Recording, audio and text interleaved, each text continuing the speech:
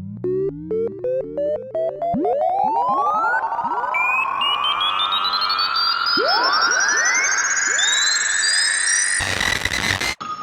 and welcome to the Sound Talk podcast. I'm Stephen Kerrison and I run Tall Trees Audio Mastering here in Liverpool. I'm also in Liverpool. I'm also called Stephen and I'm at What Studio?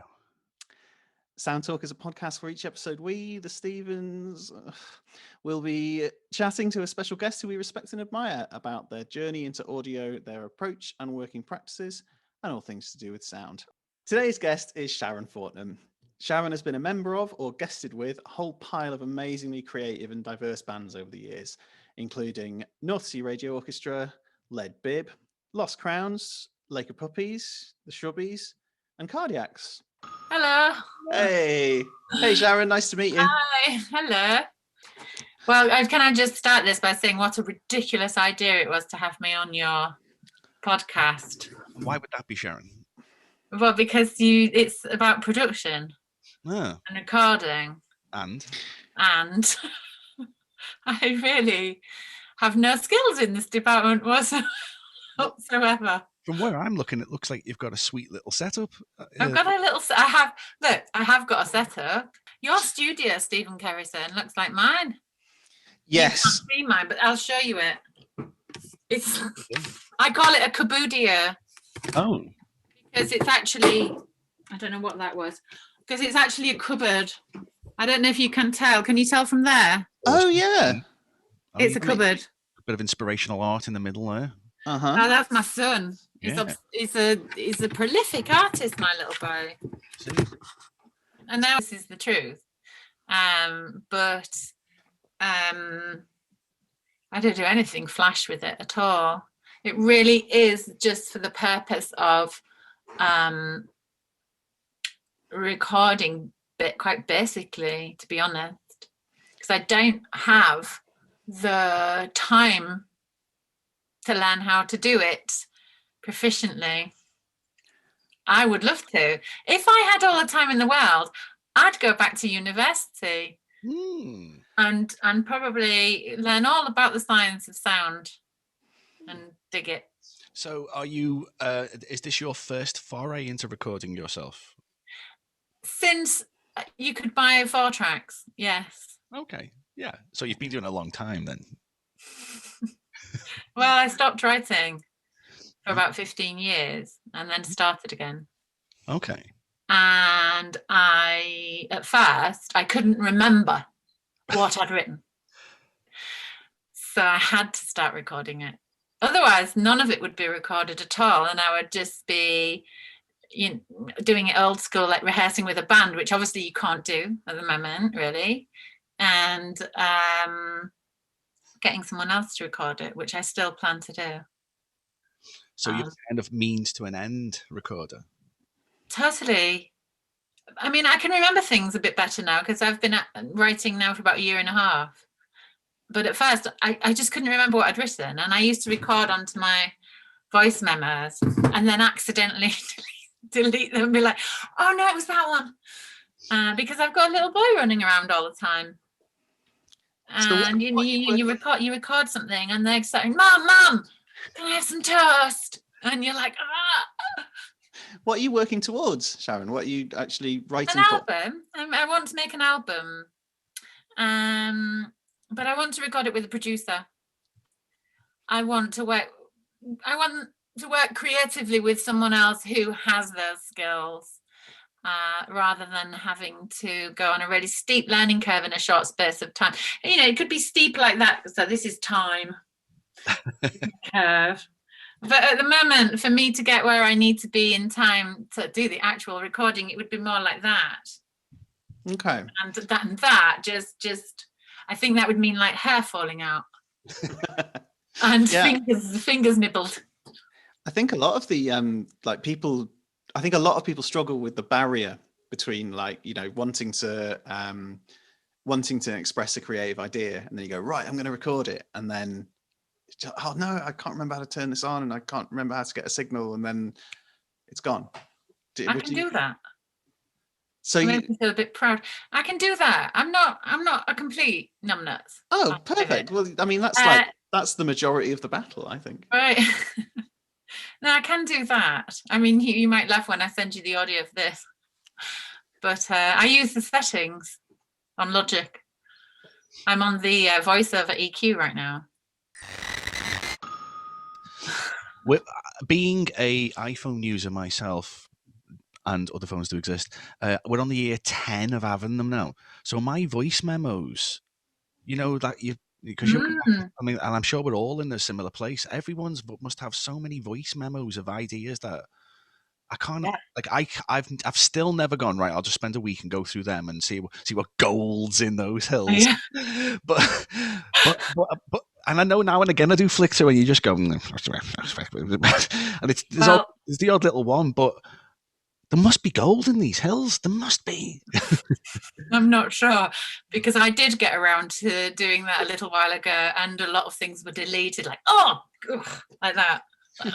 Like, Mine are often like it's kind of the smell of your own shit. Do you know what I mean? Yeah, oh god, yeah. Mine are often like a little whistling thing that when I listen to it, I think it's just fucking atonal. It doesn't even have a, because I'm obviously doing it like in a shop doorway. Somewhere where I'm trying to be shy or something, so I'm going and I'm like, what is the tempo? I don't even know I can't tell what this is. I've got thousands of them. I had one like that where I was clearly trying not to wake up the rest of the house, and it just sounds like this. It just sounds like I kept that one for laughs. Have you seen voice memos is amazing. I wouldn't have. When I started writing again, it really was starting again from scratch, because I was writing on my bass, and I also hadn't played my bass for 15 years. And when I started playing it, it actually felt harder than when I first picked a bass guitar up when I was like 17. Wow. And for a little while, I felt like I was playing catch up. I couldn't play. And then I thought, and suddenly, and I'm really glad this happened, I thought, no, starting again is a good place to be. You're going to have all those happy accidents you used to have when you couldn't play. And that's exactly what happened, because I would just get on and do this thing where, because I really honestly couldn't really play. And my hands would hurt after about half an hour. I'd be like, and pressing down, and the whole, needed to build my calluses and everything. And the delay between an idea in my head and being able to play it. And if it didn't happen within 5 minutes, it was a different song by then, because I'd missed and gone there instead or whatever.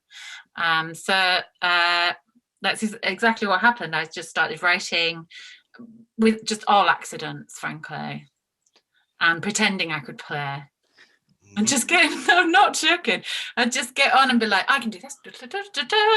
And be like, I quite like that. And then I go with it. That's music, isn't it? That's what you do. You get up there, peacock around a bit, sit down. Let someone else have a go. Peacock around. Yeah, a little go with that. There's a band from Leeds years ago called Tigers, and they had a song called You Don't Know Shit About Posing.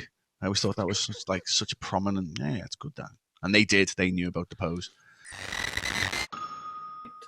So does you said mentioned bass there? I didn't understand you were a bass player. Yeah, it's not that time. I'm doing the Mark King, of course, because that's the international. Right. Okay. Playing, but I haven't brought it upstairs. But mine's it's handmade. It's made by a friend of mine called Bert Preston. He did a course in Leeds actually, and I lived in London, and I was back up in Hull visiting friends, and he brought his latest creation round, and it's a cherry red. I always wanted a cherry red Guild bass.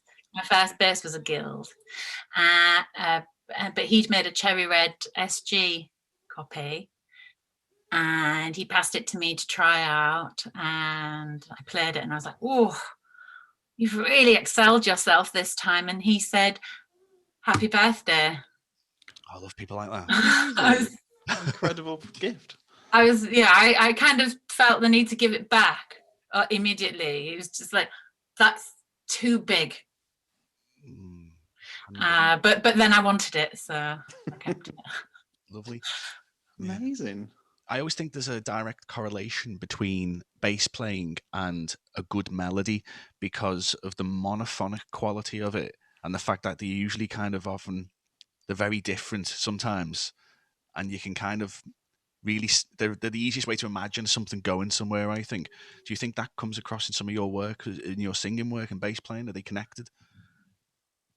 Definitely. Because it's the instrument I write on primarily, I don't always play it like a bass. Yeah. Sometimes it's played more like a guitar and sometimes like a piano, in fact. I've written things on the piano and then transferred them to the bass. And I feel like with some of the things I've written, most of them, in fact, it's hard to do one without the other because they're so interlocked.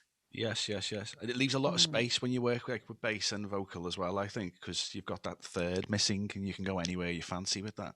Well, it's amazing for the stuff I'm writing is for bass and 3-part harmonies primarily. Ooh. And there's so much space in there. That's my favourite thing about it. I have a friend, Emily Jones, and she is a singer-songwriter. She writes on the guitar. Her songs are really psychedelic and beautiful. But the thing that gets me about her music is how much space is in there. And I remember chatting to her and saying, I want your space. And her looking at me like, you can't have my space. Get your filthy hands off my space. And we're really good friends. We were laughing about it. But I often have her in mind because it's really important. And the bass does allow for that, I think. And it leaves a lot of room for harmonies.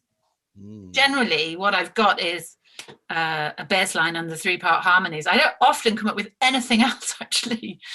And I was thinking just the other day, I was driving along and I was thinking, I can imagine recording these songs and just getting the bass and the 3-part harmonies down and then sitting back and then going in again. Rather than building a song and building it and building it and building it, just actually laying the basic song down, because they're intact, as far as I'm concerned, they're intact with just the bass line and the 3 harmonies. So I think it would be a case of doing that and then sitting back and maybe deciding that some songs don't want anything else, rather than just getting stuck in and putting the Baubles on. I was explaining to my son today, we were listening to Rammstein in the car. As you do. And there's this little guitar bit that just goes like this. And I was saying that the song itself is like the Christmas tree with the lights on. And I was thinking, so what would that little bit be? And he said, God, I'm doing the bird there. That's not what I meant. And he said, the Baubles? And I was like, it's exactly it. It's a bauble. So I can imagine not putting too many baubles on too soon. Is this what you're working on, the recording and planning of everything now? This is all coming to this project? Yeah. What's the title of this project? Oh. Well, it was for years in my head, Pet COVID, but Pet Crow now. And also I think there's a band called Corvid. I don't think I can have it. The joke fallback was Buntek Lesba Girls. And I really don't want to use that. Put on the back burner, though. I never thought I'd have to fall back on it. So I thought it could be as ridiculous as you like. I love the bit where you're making up the names. It's the best bit. Oh, it's such a great bit of a project. Yeah. It really is. You need a typewriter, I think, for that. I have to get mine out of the attic. Are you considering these particular recordings? Well, you've kind of answered it in some ways. Are you considering they may be a lot more layered with more dense instrumentation later on, or are you considering keeping the stripped things? No, I'm not strict at all. I'm never strict. But I only have me, and I'm a singer, obviously, and a bass guitar that I can play well. I do play drums. That was what was catching my eye. But I'm not proficient. I can knock out rhythms on them, but really, that's my focus is just vocals and bass. But I collaborate on some of these. I have 2 guys doing the harmonies, and one of them is a keyboard player and a pianist, and plays hurdy-gurdy, and the other is a drummer. Nice combo. And multi-instrumentist, and he sings the really high harmonies. And I'm really open to suggestions. I mean, there's a part of me that, because it's been so long, it's like, this is mine. But that's not me at all, really. That's just a tiny part of me. It's about that big. And I keep her over there because she's not helpful. Okay? And so I'm really, really open. And that's why I want to work with a producer as well, because I want their knowledge and understanding and creativity with sound. I want to be able to say, okay, because when I'm recording, it's really basic, and I guess in some ways I know if the song works. If I record it in such a basic way and it still sounds good to me, then surely the song works for me, for my ears, in terms of the choice of notes and things.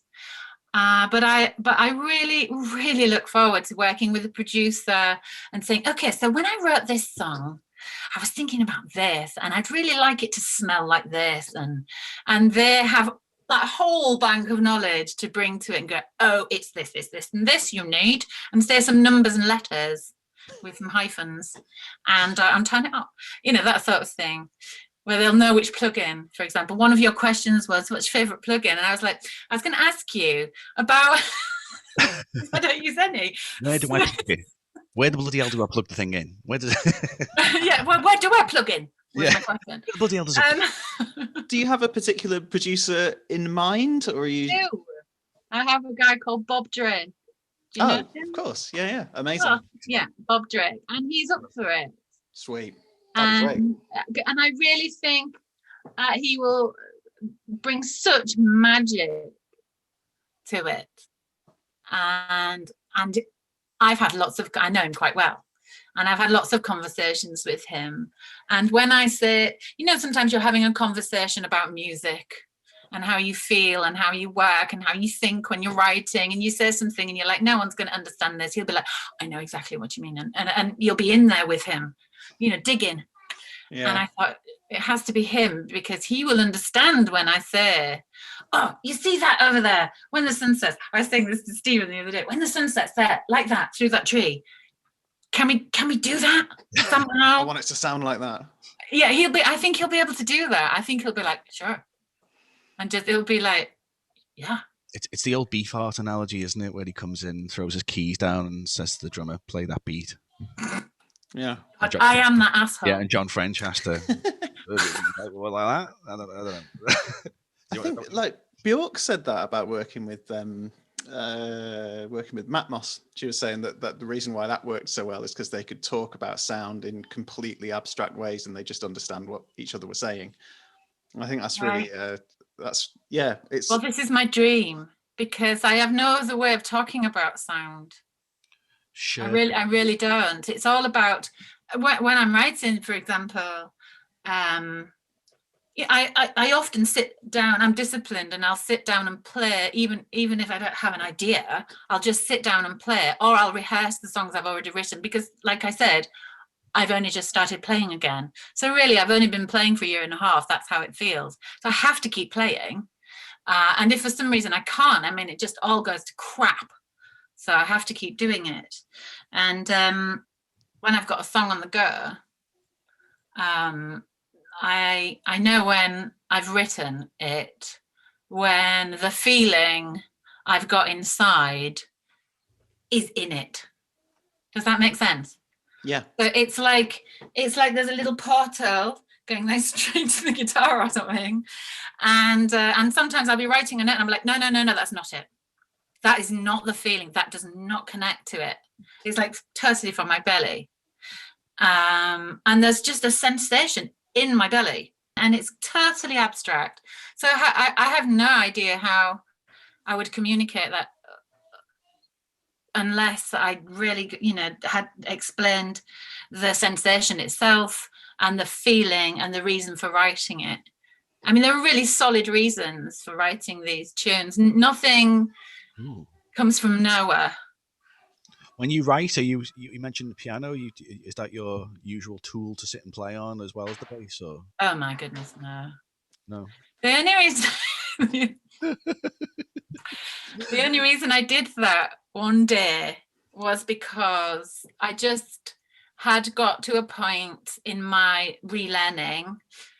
I felt that I wasn't doing anything new. I felt like I was falling into the same pattern, because I love the patterns. That's the thing for me, the patterns.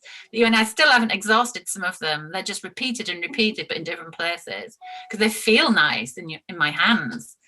But I felt like I'd reached a point where I wasn't moving anywhere. I'm not obsessed with moving forward at all. Just wasn't moving anywhere at all.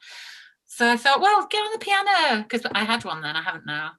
So I got on the piano and something really simple, and it felt nice under my fingers. And then I put it straight on the bass afterwards, and it was open again. Off I went. So it really is for that purpose. I was given this by my friend Sarah Jones, who used to be in Cardiacs. And this is what I play when if I have a little tune to go in a song that's not written on the bass or the vocals, then I play that, because I'll write the bass line and the melody at the same time. It totally works together. I was saying to you before, like the two, they're not independent. They really are often doing this or that, but they're working together usually. And that's because the songs work just that way as well. I can do it solo. Nice. And I wrote them to do it solo, really. Really good. I just wanted to do a quiet project and secretly, away from everything else that I do or other people. Because, I know a lot of people who are amazing musicians and composers.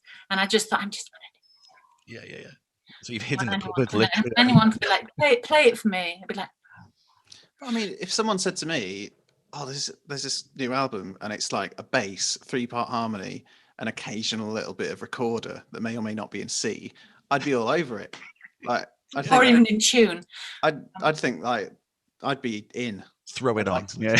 This is what frightens me, because I haven't told many people what I'm doing, but when I tell them what it is, when people ask and I tell them what it is, people are like, and that makes me a bit. It makes me a bit like, okay, well, I've never done anything by myself before, and there are people like, come on then, and then that frightens me. Yeah. I almost want to creep in quietly and see what. So, do you have a background in vocal work in like choirs or things like that? Is that something you've? No, I just always sang. I'm from a family of singers, and I always sang. And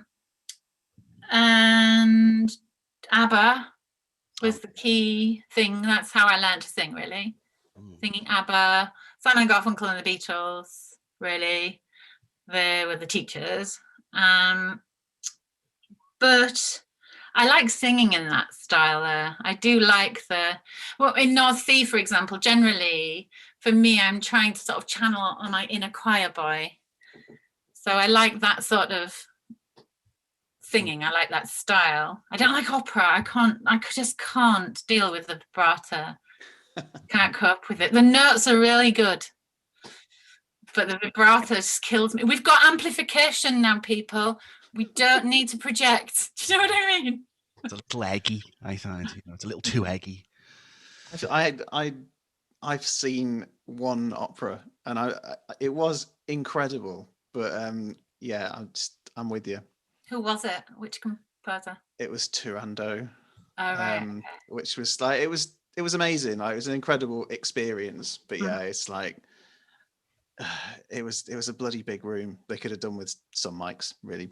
Right. I think. Right. I saw Benjamin Britten. I haven't seen many, but my father-in-law took me to see Peter Grimes, and that was just utterly sublime. I love Benjamin Britten, but again, amplification is here.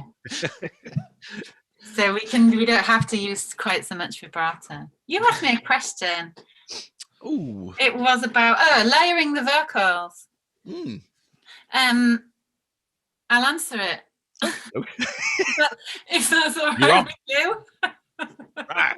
Yeah, if it's all right with you, I'll answer that one now. And I was saying that the bass and the melody work together. And sometimes the harmonies come through recording. I'm pointing over here. Did you notice that? Because that's my nice mic over there. Can you see it? We can just see the end of it. Just see the bottom of it. The end of it. It's a rod. Can you see it now? Can you see it? Oh, I can see it.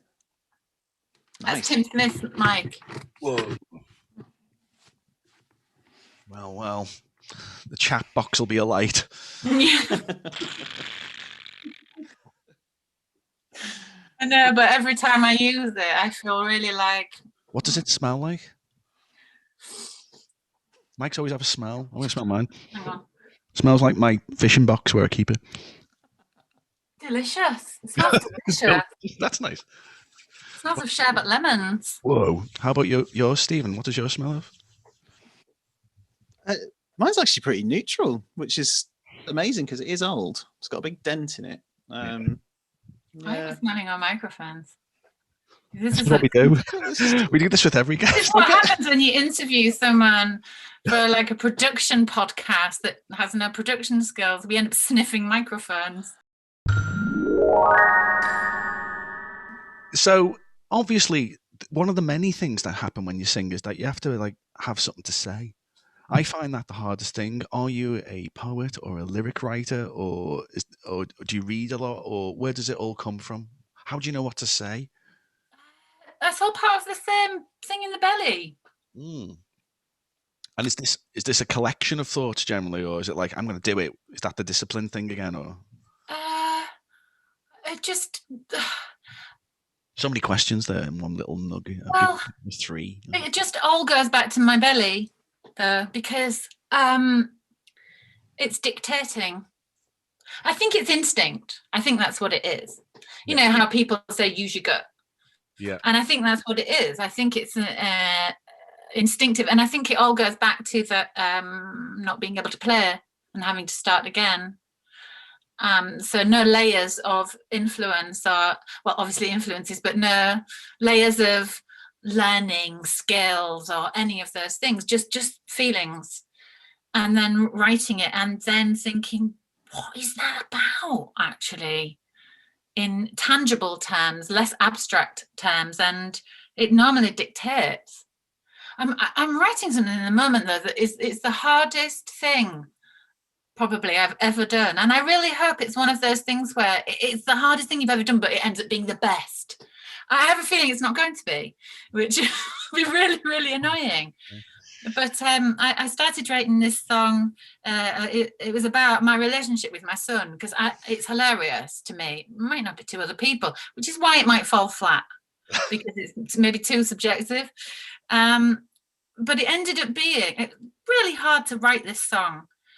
And then it ended up being like 2 songs, and with completely different tempos.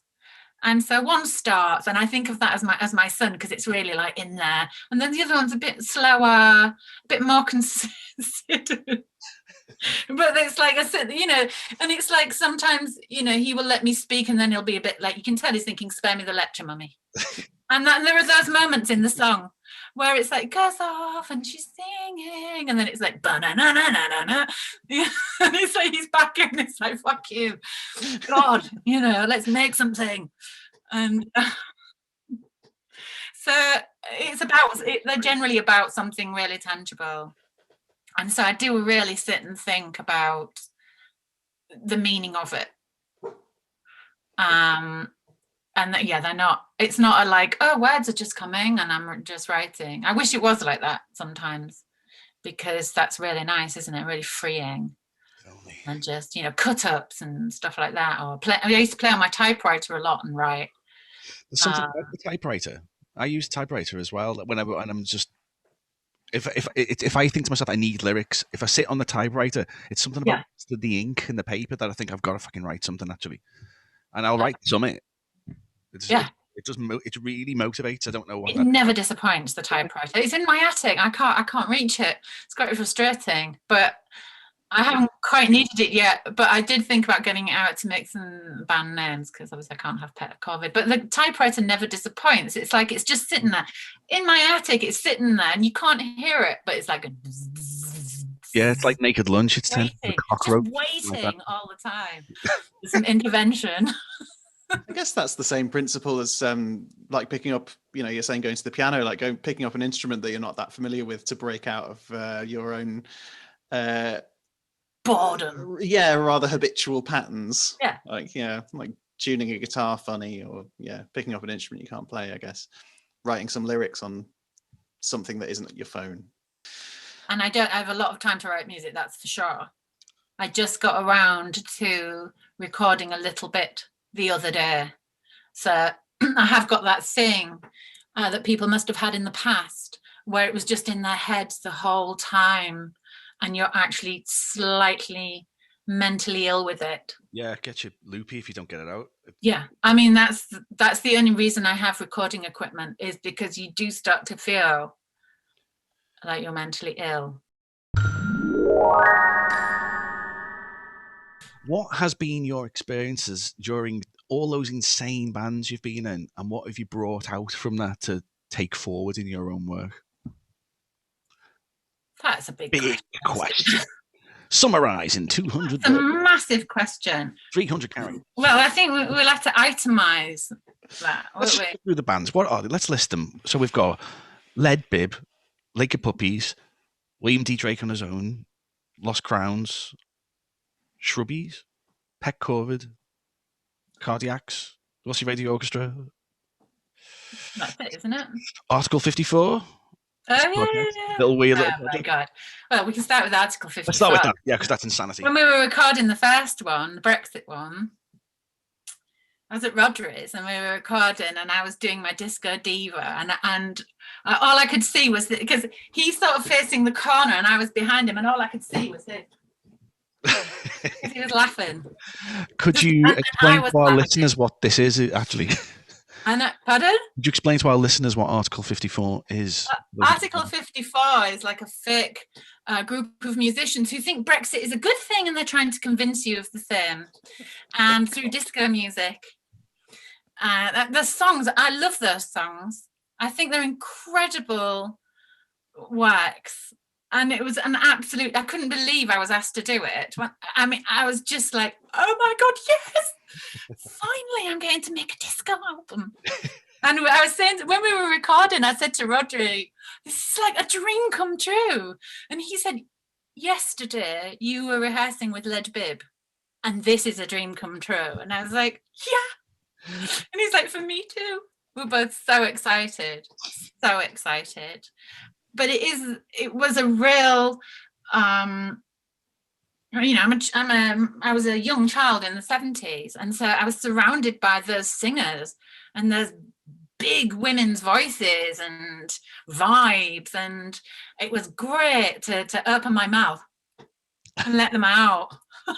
Which singer did you have in mind? Who was the vocalist you had in mind as you were discoing? Oh, all kinds. I mean, at some points I would be saying, I think this needs to be a bit Shaka Khan, this one.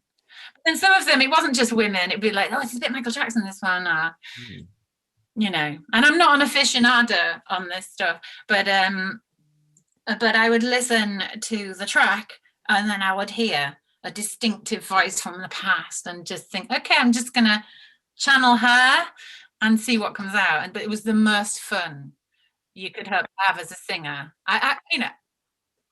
Very different from your normal vocal work. Disco with big vibrato and scraping the pan. I do some real, it's like a massive vocal workout. It's getting all the stuff out that I'm not going to put into my music, basically, in many ways.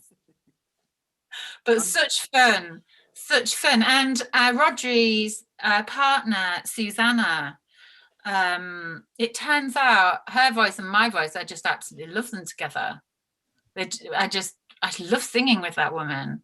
So that was a real turn up for the books. There were so many bonuses from doing that. But I think in terms of what have I got out of the different bands I've worked with, I have to talk about Lead Bib there. This is from the Lead Bib film, this purple cube. There are lots of these in the Lead Bib film because the album we made, there was a film commission to go with it, and when we perform it, we play along to the film. And there's a VJ doing live edits and things. It's really good fun and different every night, which is brilliant because they're crazy improvisers. And so it is different every night, basically. And it's a completely different thing for me. It really changed me fundamentally. I'd gone from spending many years being a voice for North Sea Radio Orchestra and taking direction, so like working with Cardiacs, really having people know exactly what they want from my voice. And then going to Lead Bib, and I think Mark told me, I asked him, why did you ask me to do this? And he said, well, Steve Feigenbaum had suggested me. And he'd listened to a tiny snippet of me singing and thought, yeah, this is who we want. And he was right, because I mean, when we chatted and then when I met them, it just felt perfect. Even though I was completely petrified, completely, to the point I owned up to it. I just had to say, I can barely open my mouth to sing. I'm utterly petrified. I'm so far out of my comfort zone. I don't know where I am anymore. But they liked what I was doing, and whatever I did was responded to in the moment and recorded. They just get on with it. They just don't mess about. It's frightening. There's no writing and then recording and then doing another bit. It's just like, no, they just do it. That's amazing. And is that because of the improvisational aspect that was like done? Yeah, but they can do that because they're so in sync with one another, and there's so much respect in that room. It's tangible. It's totally tangible. And for me to go into that was, as I said, petrifying. But with that, there's a real comfort about them. And they felt confident in their choice. Even though I didn't feel confident, they were confident in their choice. And it soon, I felt like I could be brave and do things, and I ended up writing the lyrics, which I wasn't supposed to, and it was completely inspiring, and I was being trusted with this album basically. I'm just so glad I did that. It changed everything, my whole attitude to writing, and it's the reason I'm writing, really, is because they totally freed me up to do it. It's just it was the most amazing experience meeting those guys. What an incredible thing to sort of have unlocked by that experience. Totally unlocked by them. Totally. That, if it turns out this album's absolutely disgusting, it's all their fault. It was a non-collaborative experience. No, but they're really generous. They're so generous. I mean, these guys have been nominated for like a Mercury and things, haven't they? They got the jazz. Wow. They didn't get the overall, but they got the jazz. Wow. I mean, yeah. But when you see them working together, I was just in awe. It's like one of them would be like doing a little solo, or they'd start doing a little thing, and then the other would just clock it straight away and start harmonizing Like, how did you do that? It's like they're reading each other's mind, but that's jazz, I suppose. I think they get to that point where they can do it, but I've never experienced it. I've never been in that room.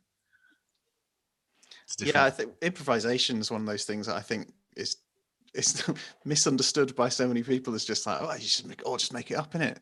When you actually are in the presence of people, genuine improvisers who really, that's what they do. It is something amazing to behold, without a doubt. Well, there'd be one part of a tune that they'd be playing, and then it would just suddenly change, and it would work. And I was in my little booth just thinking, how did they just, it's magical. It's just total magic. But that's what comes, they do know one another really, really well. And they can anticipate and preempt, and that's what they're doing the whole time. And it's just, it's out of this world. For me, as someone who's just worked in quite strict ways, things set out with definite lyrics and definite melodies, and can you sing it like this, please? To go into a room, that's why it was petrifying. It was like, well, they're just waiting for me to do something, and I'm just going to have to do something, and nobody knows what it's going to be, least of all me. But it worked. So amazing. I guess that's kind of that's the fact that did free up, your kind of writing and things like that. I guess because you've, like you said, the bands that you've worked with in the past, like I can't imagine there's much improvisation going on within. None whatsoever. Exactly. So like to all of a sudden be thrust into that thing, I guess that does kind of knock your brain sideways and make you think about things in a completely different way. Well, on top of that, of course, was the fact that, I said originally when I spoke to Mark, I don't want to write the lyrics, I just want to come and sing for you. I can add something, and I will do my very best to make it beautiful, but I just don't want the extra pressure of writing lyrics, because this is like my first thing since my boy was born, and it's quite a thing to go from that like out into the world on my own, not with any of my friends, not with any of my Cardiacs family or anyone that knows, none of that, just like out into this other world. So I said I didn't want to write the lyrics. But then when I turned up for the actual recording, we had 1 day rehearsal, and then there was the recording. It was just ridiculous. And there were no lyrics. So I had to write the lyrics. In 3 days, I think I did most of them. And then we were going to record the vocals too in that same session. And I had to put my foot down and said, this is not fair. You can't do this to me. I'm staying up till 5 in the morning writing lyrics. I can't do my best singing for you on that amount of sleep. It's just not right. But they'd never had a singer, and they were just gonna bang through. Like, no way. I can play guitar for 9 hours. Why can't you sing for 9 hours? Yeah, but they were really good in that regard. They were like, oh yeah, they did realise that it's a different discipline, isn't it? And obviously everything affects your singing. So, but I was really happy with what I came up with for them, because I was under so much pressure as well. I just had to be efficient with my words, and it's that kind of thing. Or sometimes when there's the pressure of a deadline, it's good for you, isn't it? Sometimes. How do you think what is the importance, because you mentioned like going out on your own there, do you think there's ever been an importance or non-importance in like community, being in some kind of community to work as a musician or as a producer or anything really? Do you think it's important to have one around you? I think it's really good, and it's also for me possibly, I feel a bit I think it probably has held me back quite a bit as an individual. It's been absolutely amazing being part of this community centered around Cardiacs.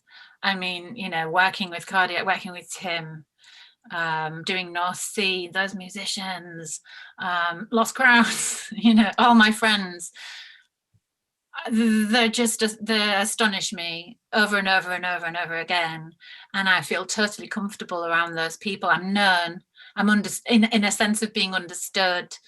You know, if I'm a nut job one day, you know, there's enough in the bank to get over it, you know, that sort of thing. Or if I get a bit drunk, which I don't do very often, but you know, all of those things where when you know someone really well, you can just be like, we have that in this group of people because we've known each other 20 or more years. And obviously I took all of that to work with Lead Babe. I took all of that. Everything I'd learned, I took with me. You don't, you know, leave anything behind. But the actual act of not knowing any of the people I was working with, and the only thing I really did know about them was that they were shit hot, meant I had to raise my game, and that was really good for me. So I don't know if I would have been able to do that without the bedrock of all these incredible musicians and friends wishing me well. When they knew I'd been asked, they were like, "Whoa, come on!" You know, it was really, really sweet. But it was really important to do that.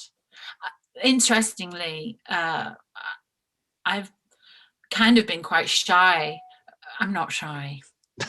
You can tell I'm not shy, but I can be shy. I can be a bit shy.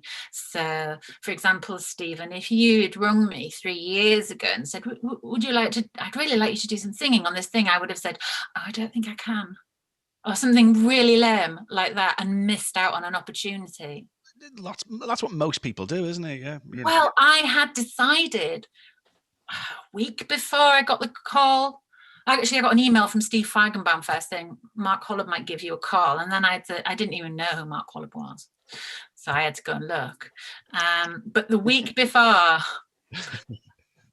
had decided to say yes to things, and so now I say yes. Hence, I'm doing this, even though it's like I think, although the conversation is wonderful, I do think I should have said no, because I can't imagine what you're going to do with it. But saying yes is really, really important, I think. But yeah, amazing to have all of those influences and to take that to something completely new. I think this conversation is actually going to be one of the more important ones I think we have, because even though we've kind of centered it around like sort of audio and studio work and stuff like that, obviously none of that stuff means a thing without any sort of creativity to go into it. So to talk about creative process and to talk about inspiration and all that sort of stuff, I think's kind of, yeah, it's more important than talking about plugins, that's for sure. Well, you don't, I mean, I don't know what I'm doing with this equipment. Obviously I do. Obviously I know where to plug the mic. I know to switch it from line to instrument, and I know not to have it peaking in the red because I'll only have to do it again. Basic things. I know when something sounds disgusting to my ears, and I know when it sounds good enough. I know when I'm singing in tune enough for a demo, and how I'm going to have to improve it for the real thing. But that's really basic stuff, and that's just about I'm just documenting. That's what I think I'm doing here in my little kabudio. I'm just documenting. It's just like sketching lyrics. It's sketching. It's not the real thing at all. It is just a means to an end. But you have to be able to do that, I think. Definitely. Especially if you're busy, because you just forget. I do see some music paper there. Are you a music reader? What's that? That's interesting, because when you look at it, on the other side, this is like my son's drum. Yeah, it's my son's drum tuition. He's had a couple of lessons, but then we got into a lockdown again. So now he doesn't want to do it anymore. I think it's like early rebellion. He doesn't really want to be a musician. Oh, yeah. He just wants to be an artist. Wow, crazy. Good for him. Yeah. Might get into the violin or something, rock and roll like that. Yeah, exactly. But before he was born, we said he's bound to be a musician, isn't he? Because it's not just Craig who is a musician. His mother's a musician and his gran was a musician. I'm from a family of singers. My brother's a multi-instrumentalist. It's in his blood, and he can sing. Actually, he's got quite a sweet voice. But we said, if he wants to be a musician, he's going to need to learn to play something alongside that he can get paid for, or train to be a plumber, something like that. Both, man. Because then he'll be able to actually afford things. Whenever I think about influencing my son and think about sort of the potentially him being a musician, I always think I can't push too far. I always think about George Harrison's son joining the army. Right. Oh God, it's the biggest fear. I know. I'm just like, oh man, if that's not an act of rebellion, I don't know what it is. Oh my God, but do you know what my fear is? Also, it's like, because he's my son and I'm pretty laid back, and there are not many things he can do that are going to really piss me off. And he's surrounded by all these arty people and it's all really cool for him. What's he going to do to rebel? Because I was like that when I was young, like everywhere. So I always joke that I came out of the womb going, "This is shit." And so it's going to come out at some point. I'm really afraid that there'll be nothing to kick back at, and then the army. I know. There's like two things, something like that. I just think, oh God, that's my worst fear. Yeah. And just and I think what we have to do is, when they mention those things, just act like it's all cool. Yeah. Oh yeah, I love the army. It's brilliant. Yeah. Well, good. Yeah, it can be good. You should definitely do that. Yeah. And don't go like, what? Because then they've got you, haven't they? Exactly. They know then.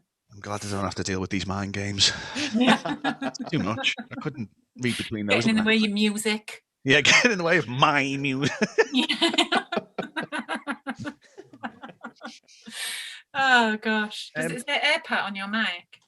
Yeah. Cool. It did once. Yeah. It's from the box of mics, We take our own mics out. I'm not smelling someone else's mics when I'm away. Yeah, I've got my own mic. I take my own mic with me. You got to.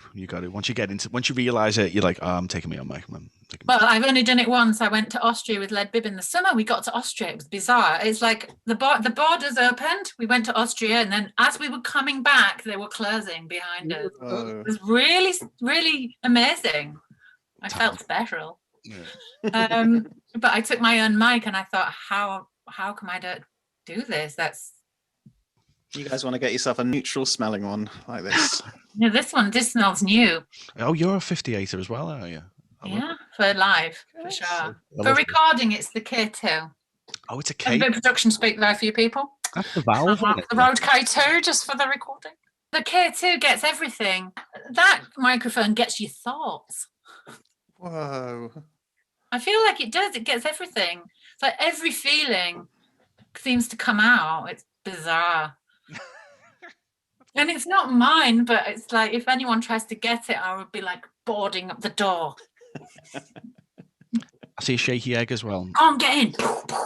A shaky egg is the most important percussion accoutrement you can have, in my opinion. I've got a range of them. You've got to have an egg, though. That's why I don't have any, because I can see an addiction coming a mile off. So yeah, I haven't even bought one. Yeah. You need one. It's the missing link in your life.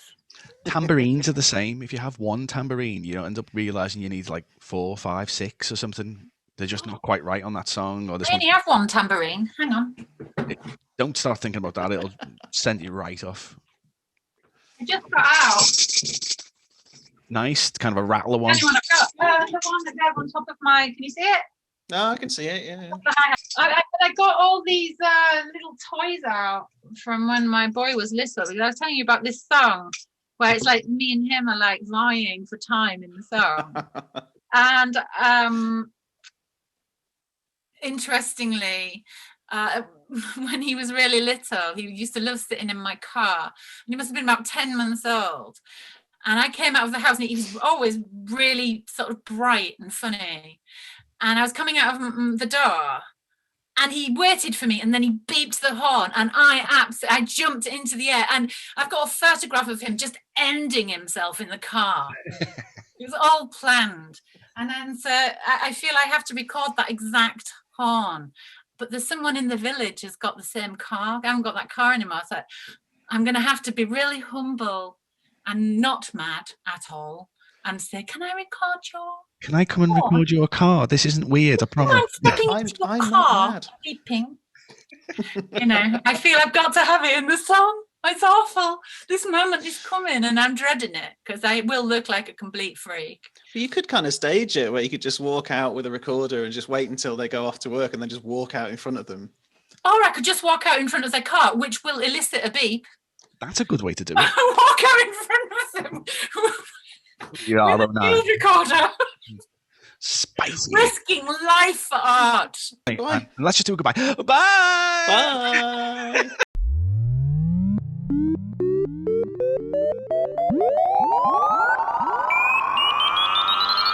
Woo!